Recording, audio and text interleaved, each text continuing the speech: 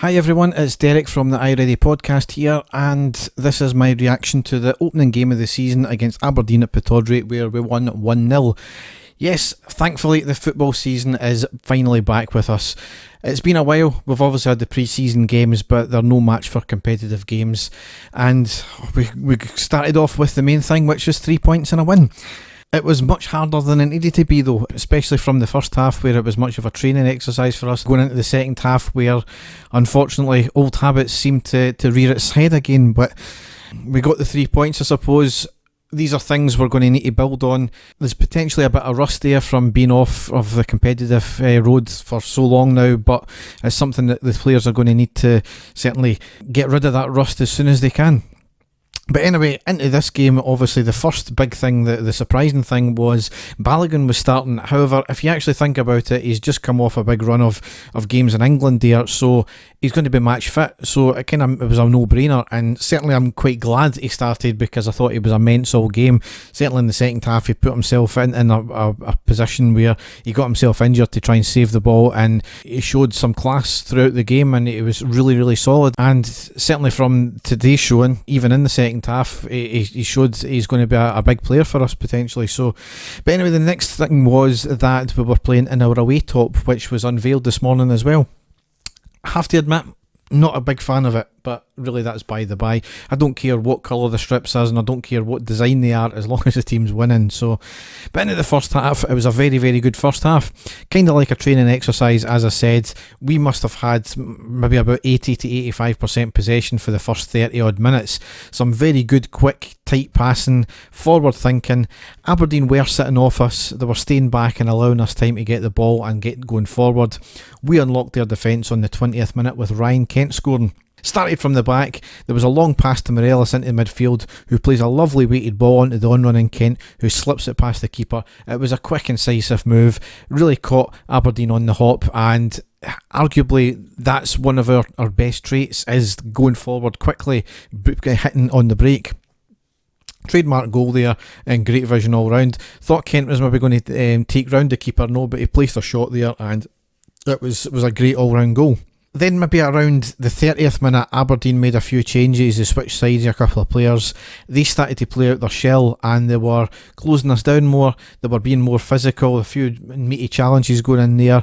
Couple unchecked by the referee, where it was just a word, where at any other game it would have been worthy of a yellow card. He did dish out a yellow card to one player, I think, when it got boiled over a wee bit too much. But we handled it well. Aribo was looking really, really sharp, and he had picked up where he left pre-season. Kent was really playing well as well. He was getting in and about the defenders. He was dropping the shoulder, getting past.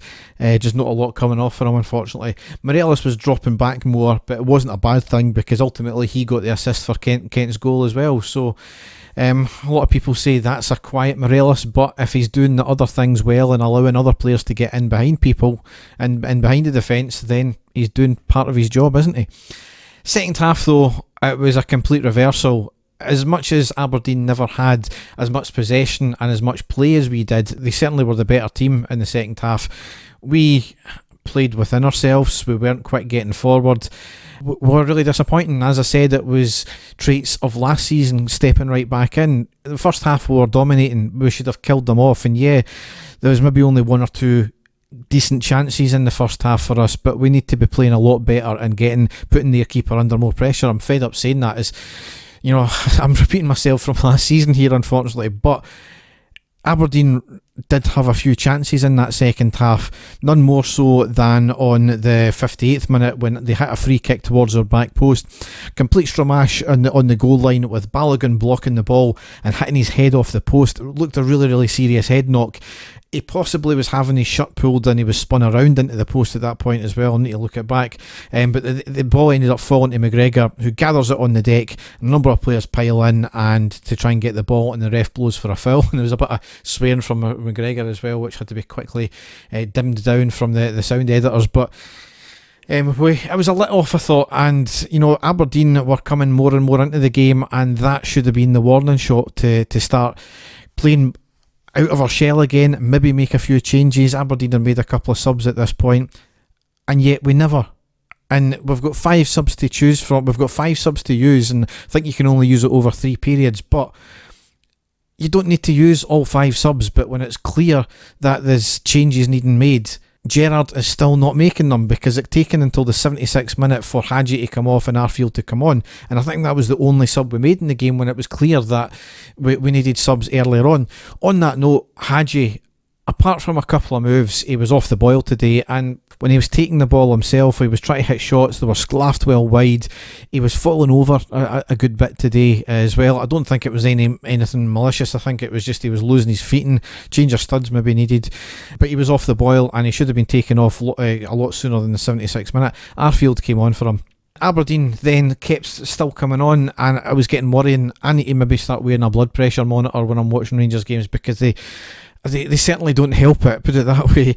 And they were coming more and more in it towards the end of the game. And you know what we're like, we lose goals towards the end of games as well, especially when we've not been playing well in the second half.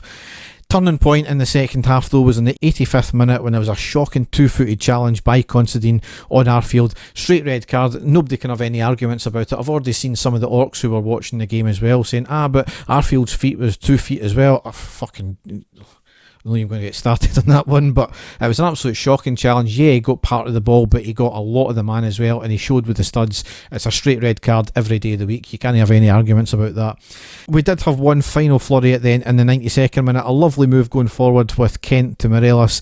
Kent wanted it back, but Morelos dallied. He passed into midfield. The ball then got played forward to Arfield in the inside of the box on the right, who hit a shot off, and it was cleared off the line by the defender, which was really unlucky there. And that's really how the game ended out. It was 6 minutes of injury time. I know we had maybe about 2 or 3 minutes of stoppages for the injury to Balogun, but I certainly don't know where 6 minutes came from.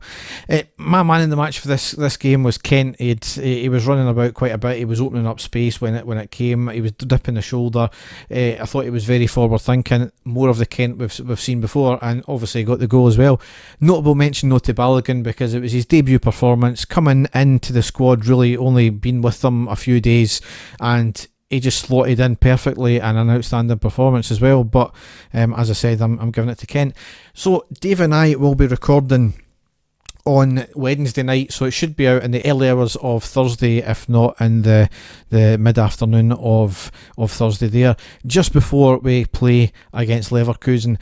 A big ask for the players. Leverkusen have obviously played the last part of their season there, maybe about 8 games ahead of us in terms of match fitness, not after the big lengthy break. However, they weren't all clever shakes. It's going to be a big ask to get 3 goals without reply over there. But you never say never. It's one of these things. Obviously, a quick goal from Bayern will kill everything off. We've just got to go over there, show a good account of ourselves, and see where it takes us. You just never know. But as I said, we'll be back on Thursday at some point. So thanks for listening, and goodbye.